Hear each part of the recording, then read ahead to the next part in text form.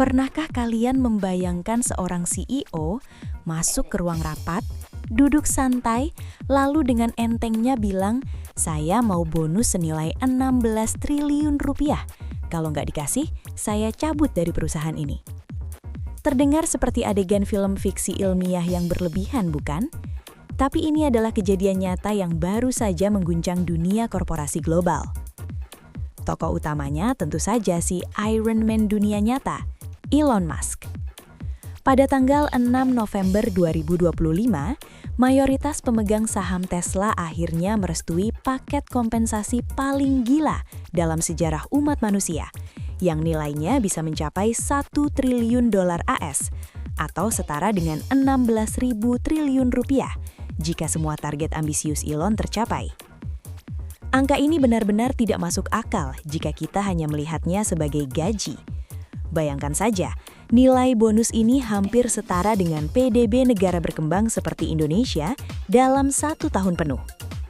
Jika ini cair, Elon Musk akan resmi tercatat dalam sejarah sebagai triliuner dalam mata uang dolar pertama di dunia. Namun, banyak orang yang salah kaprah dalam menganalisis fenomena ini. Ini bukan soal uang semata, karena bagi orang sekelas Elon yang kekayaannya sudah mencapai 500 miliar dolar, uang hanyalah angka di layar komputer. Pertanyaan besarnya adalah, untuk apa Elon meminta uang sebanyak itu?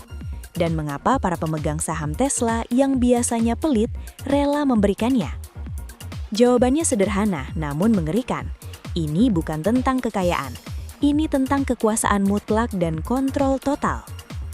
Paket kompensasi ini dirancang dalam bentuk opsi saham yang hanya akan cair jika Elon berhasil mencapai target-target yang terdengar mustahil, yaitu nilai perusahaan Tesla harus tembus 8,5 triliun dolar, memproduksi 20 juta mobil listrik per tahun, mengoperasikan 1 juta taksi robot, hingga menyebarkan jutaan robot humanoid Optimus ke seluruh dunia.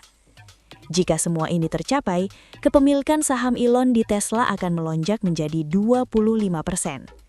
Angka 25% ini adalah angka keramat dalam dunia korporasi yang disebut sebagai blocking minority. Dengan presentase sebesar itu, posisi Elon menjadi hampir mustahil untuk digulingkan oleh siapapun, memberikannya mandat penuh untuk menjalankan visi gilanya tanpa bisa diinterupsi oleh dewan direksi yang konservatif atau ketakutan. Visi gila apa yang sedang ia kejar? Elon Musk tidak lagi melihat Tesla sebagai perusahaan pembuat mobil. Itu cara pandang kuno. Bagi Elon, mobil listrik hanyalah kuda Troya untuk mengumpulkan data. Saat ini, ada sekitar 5 juta mobil Tesla yang berkeliaran di jalanan seluruh dunia, merekam setiap jengkal jalan, perilaku pengemudi hingga situasi lalu lintas secara real-time melalui miliaran kamera.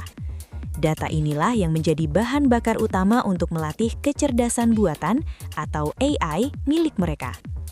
Di masa depan, Tesla ingin bertransformasi menjadi raksasa AI dan robotika. Bayangkan, sebuah dunia di mana taksi tanpa sopir berlalu lalang mencari penumpang sendiri, memberikan pendapatan pasif bagi pemiliknya, sementara robot humanoid Optimus bekerja di pabrik, gudang, hingga masuk ke dalam rumah-rumah kita untuk melakukan pekerjaan rumah tangga. Inilah pertaruhan terbesar abad ini.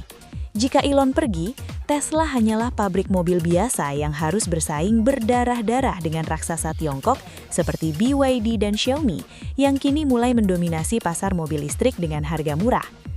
Tanpa Elon Premium, saham Tesla akan hancur lebur, dan talenta-talenta terbaik di bidang AI dan robotika akan kabur ke perusahaan lain seperti SpaceX atau xAI. Para pemegang saham sadar betul bahwa mereka sedang disandara oleh visi seorang jenius yang manipulatif. Mereka tidak punya pilihan selain menyetujui permintaan gila ini demi menjaga mimpi masa depan tetap hidup. Namun ada sisi gelap yang jarang dibahas. Jika robot Optimus benar-benar masuk ke rumah kita, itu artinya Elon Musk tidak hanya akan memiliki data jalanan, tetapi juga data visual dari dalam ruang privasi setiap manusia di bumi. Apakah kita siap menyerahkan masa depan kita pada satu orang yang memiliki ambisi tak terbatas ini?